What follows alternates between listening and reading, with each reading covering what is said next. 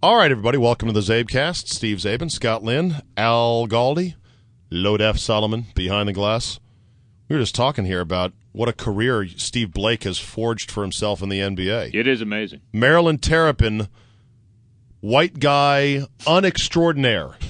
He does nothing extraordinary, Steve Blake. In fact, most people watching the podcast are be like, who's Steve Blake? Is he? Why are you talking about him? You're right. He's one of these anonymous NBA guys, but being a Maryland Terrapin and Galdi being a Terp himself, he remembers fondly Blake as the point guard of the 02 National Championship team. A four-year starter. Well, I think one of Gary's all-time favorite players. And I think if you were to relate him to a quarterback, I think a guy who never threw for 30 touchdown passes but never had more than like 5 or 6 picks in a season. Right. So low mistakes, made the right decisions, wasn't a big scorer in college, but he'll have big scoring games in the NBA now, which is kind of strange. Will, Blake? Yeah, he'll have like 15, 20-point nights, not regularly. He just set a record or tied a record for assists in a quarter with 14 dimes. John Lucas, yeah. In the first quarter, he must have taken the rest of the night off. He only finished with 17. Right. But still, he has improbably forged an NBA career out of an otherwise average college career. And you look at his teammates from that team. Let's see. Juan Dixon, Player of the Year, the Naismith Player of the Year, all-time Maryland leading scorer, right? Mm-hmm. Good college player. How's his pro career? No. It was, there were spurts when he was with the Wizards the first time, but other than that, not much. I mean, he's a journeyman. Who is more utilitarian right now in the NBA, Blake or Dixon? Blake, by far. Blake's a better player, yeah. Because Blake by far. He's a good B point guard. Yeah. Yeah, and the the other NBA, guys turn into point guard? a non-scoring a distributor. Turnover. The other guys turn into a non-scoring turnover machine on a really bad team, I might add. Lonnie Baxter, a 6'8" center who ended up shooting a gun off in front of the White House. Yeah. Did he go to jail for that? There's or just a radius probation? for that sort of thing. I think it was probation, but it may not even have been adjudicated yet. Yeah. I honestly don't remember. All right. Chris Wilcox, who was the stud of that team, one and done, 6'10" power forward, lottery pick of the Clippers.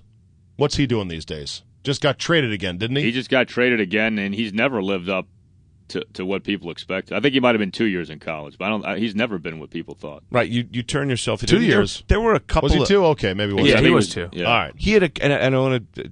Memory's very bad on this, but I want to say there were a couple of really, really good games for him. Yeah, he's had Games like a couple of good weeks. He's still in the league. That's not bad. Yeah, but when you turn into Lode an F, expiring, you always say that. He's still in the league. Yeah, That's there's not a bad. lot of guys still There's a lot of fewest shitheads still in the league. Yeah, but there's only 15 spots per team. But he to me is like Kwame He's Brown. 6'10" and black. He'll be in the league until What he's does in that mean? jail. So's Evers Burns, God. who was a Terp. 6'10" white guys are still in the league who can't play dead in the Western.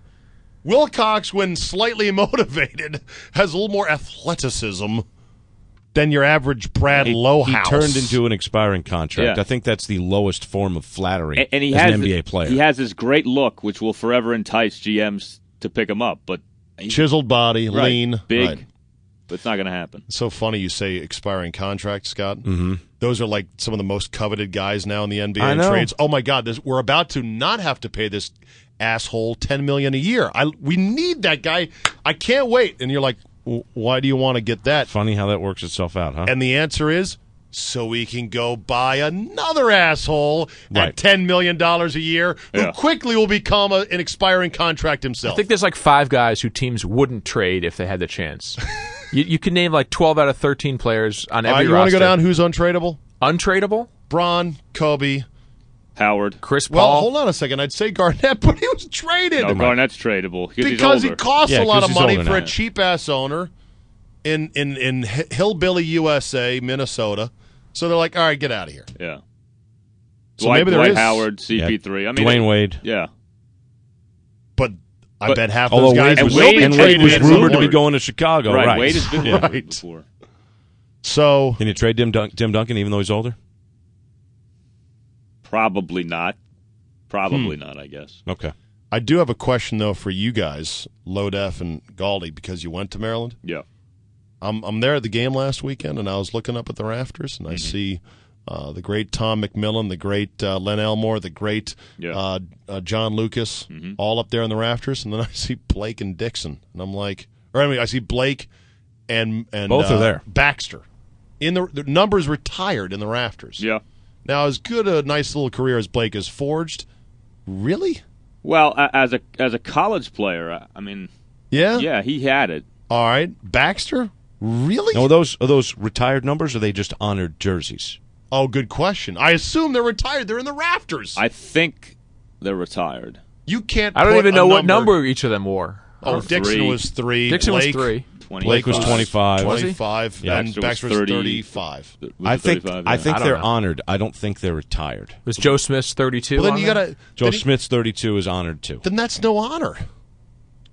because Gene Shue, who played at the University of Maryland, went on to be a Retiring player, numbers coach. is just a stupid idea because in 50 years, there'll be too many numbers retired for teams to field a team. There's also a tendency to evaluate guys based on what they end up doing in the pros, and people start to relate that to what they did in college. And it's like so many people will swear to you that, oh, John Lucas is the best Maryland guard ever, and it's like, well, no, just because he was a top pick in the draft doesn't mean he was the best Maryland guard ever. Okay. Well, very good.